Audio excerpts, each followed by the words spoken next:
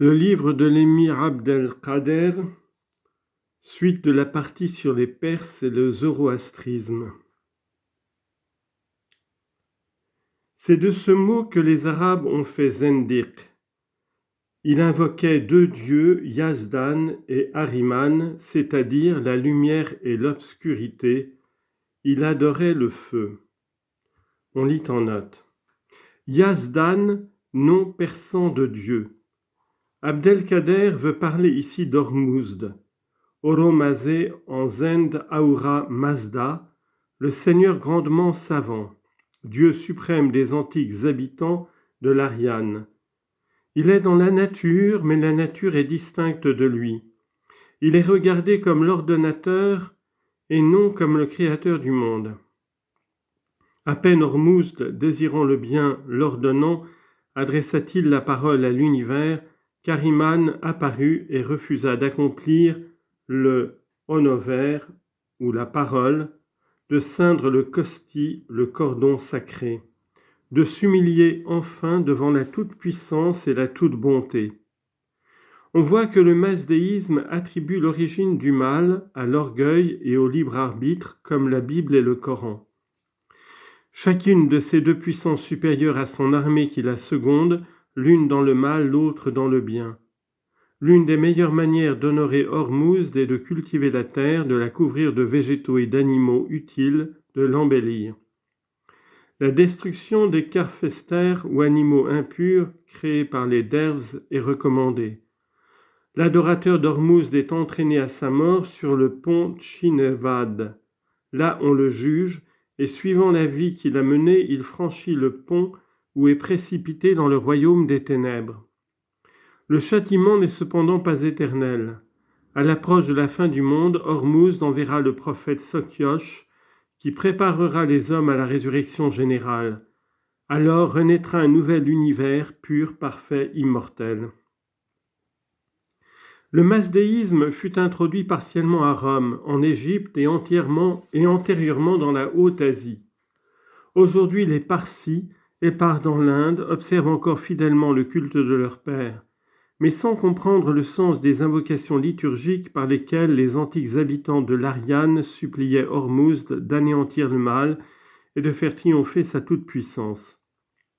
Le mot Ahriman dérive du Zend agro ou angro manius et signifie l'esprit méchant. Les Parses font exister Ormuzd avant Ahriman, mais le premier de ces principes n'a d'autre antériorité sur le second que celle de la lumière sur les ténèbres dans l'ordre de la succession du temps. La lumière du soleil qui échauffe et féconde la nature apparue aux orientaux représentait le principe visible du bien physique et les ténèbres le principe du mal physique. Le mythe d'Ahriman figure la solution donnée par Zoroastre du problème du mal.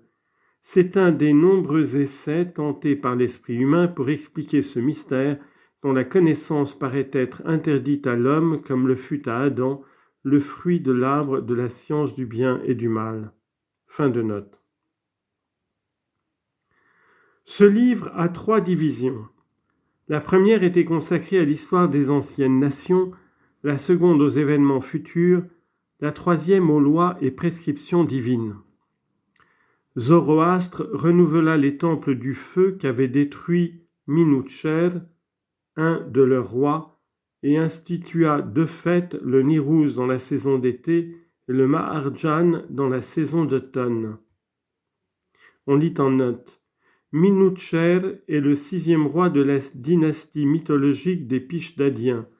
Le Modjel et Tawarik ne parle pas de cette tradition de l'extinction des temples du feu sous le règne de ce roi. Fin de note. Lorsqu'Alexandre subjugua la Perse ancienne, il brûla ses livres et les Perses restèrent ainsi jusqu'au temps de Sabour, fils d'Ardéchir. Puis, après le Messie, parut Manès, le philosophe. On lit en note. Ce fut sous Bahram, fils d'Ormuzd, 3e roi de la dynastie sassanide, selon le Modjmel et Tawarik, que fut saisi Manès. Convaincu d'athéisme, il fut exécuté. Le roi ordonna de l'écorcher, de remplir sa peau de paille et de la suspendre à une des portes de Nishapur où elle resta exposée pendant longtemps. Quant à Bahram, il mourut de mort naturelle dans le Pharistan. Fin de note. Manès disait « Le monde existe par deux choses, la lumière créatrice du bien et l'obscurité créatrice du mal. » Sabour le suivit quelque temps dans cette croyance, puis il revint à la religion des mages, qui était celle de ses pères. Du temps de Kobad, un des rois de Perse, apparut Mazdak, qui proclamait la communauté des biens. On lit en note. Mazdak, hardi réformateur persan du VIe siècle après Jésus-Christ, homme instruit et religieux, commença à introduire le communisme en Perse. Le roi Kobad fut un de ses partisans. Anour Shirwan, successeur de Kobad, le fit mettre en croix avec 100 000 de ses associés.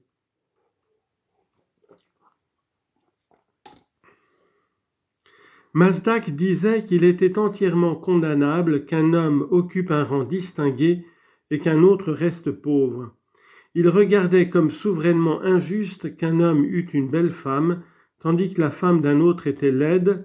Il disait qu'il était du devoir de l'homme juste d'abandonner sa jolie femme pour quelque temps à son voisin et de prendre sa femme laide.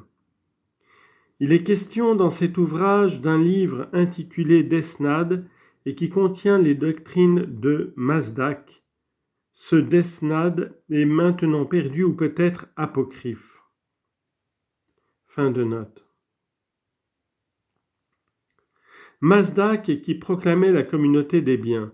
Il disait qu'aucun homme n'avait une chose en propriété et qu'il ne devait pas en interdire l'usage à un autre, que tout venait de Dieu et qu'aucun objet n'était affecté particulièrement à quelqu'un.